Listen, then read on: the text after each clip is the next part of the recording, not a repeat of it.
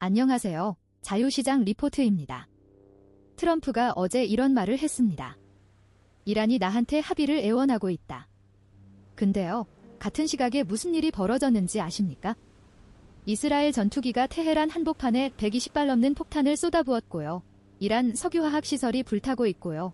미군 지상군 투입 확률은 75%까지 올라갔습니다. 유가는 $115를 뚫었어요. 애원하는 쪽이 맞긴 한 건지, 아니면 이 전쟁이 걷잡을 수 없이 커지고 있는 건지, 오늘 이 상황이 우리 경제에 어떤 의미인지 하나씩 짚어보겠습니다. 지금 이란에서 무슨 일이 벌어지고 있는지부터 보겠습니다. 이스라엘 공군 수십 대가 테헤란을 직접 때렸습니다. 무기 연구개발시설, 탄도미사일 부품 공장, 방공 시스템까지 120발 이상의 탄약을 퍼부었어요. 그리고 타브리즈에 있는 석유화학 시설도 타격했습니다. 이란 국영방송이 직접 보도한 겁니다.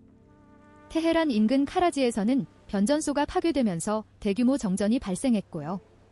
이란 혁명수비대 사령관급 인사가 공습으로 사망했다는 보도도 나오고 있습니다. 아직 공식 확인은 안 됐지만요. 미국도 가만히 있는 게 아닙니다. 중동에 배치된 미군이 5만 명을 넘었어요.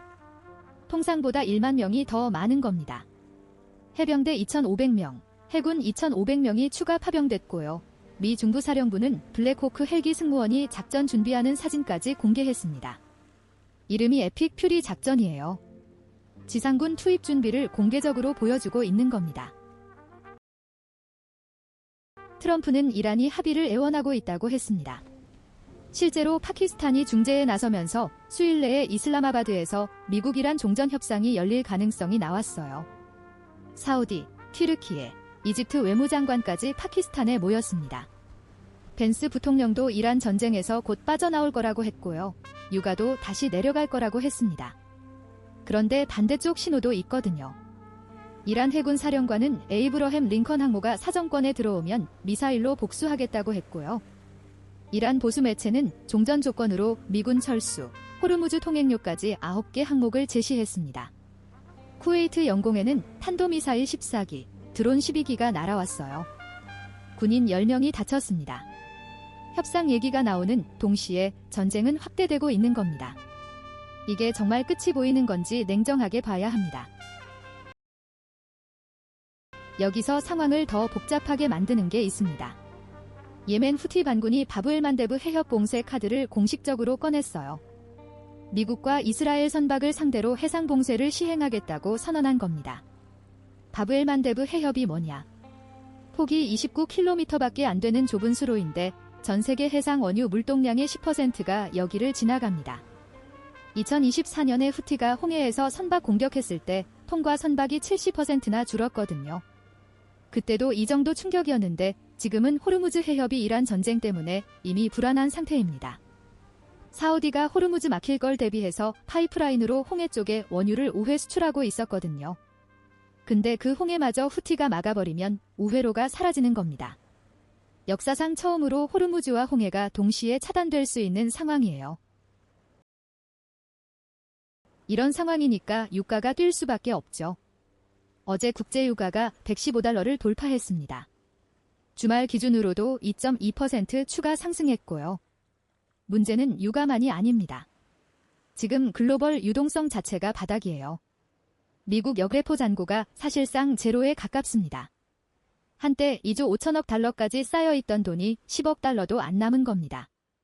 미국 재무부 계좌에는 반대로 돈이 쌓이면서 시장에서 유동성을 빨아들이고 있고요. 은행들의 지급 준비금도 3조 달러 턱걸이 상태입니다. 유동성을 공급해주는 세계의 수도꼭지가 전부 말라가고 있는 거예요. 나스닥이 작년 10월에 이미 꺾였고 S&P도 올해 1월에 피크를 찍었거든요.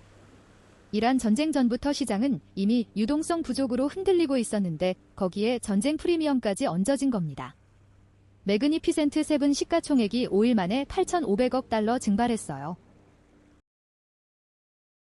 이게 한국에 어떤 의미냐? 어제 영상에서 환율 1,572원 이야기했잖아요. 오늘 환율이 1,508원에서 시작했습니다. 외국인 트레이더 90%가 여전히 원화 하락에 베팅하고 있고요.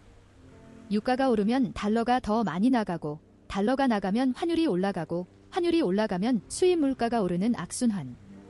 이게 지금 돌아가고 있는 겁니다. 주식 시장도 마찬가지예요. 동학개미들이 한국 주식을 다시 사들이고 있다는 뉴스가 나왔는데요. 개인 순매수 상위 10개 중 7개가 한국 주식이래요. 근데 금감원장이 직접 나와서 B2에 대해 경고했거든요. 2030세대를 중심으로 경제적 충격이 나타나고 있다고요. 주담대 금리가 7%를 뚫은 상황에서 신용융자까지 쓰면서 주식을 사는 건 위험합니다. 미국 펀드 매니저 중에는 자산 70%를 매도한 사람도 있어요. 지금은 방어적 전략을 취할 때라고요. 그러면 이 상황이 언제 나아질 수 있느냐? 두 가지 변수가 있습니다. 첫 번째는 4월 15일입니다. 미국 개인소득세 납부 마감일이에요.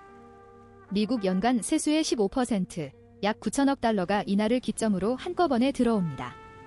그러면 재무부 계좌가 차고 나서 다시 시장으로 돈이 풀리기 시작하거든요. 유동성이 돌아오는 전환점이 될 수 있어요.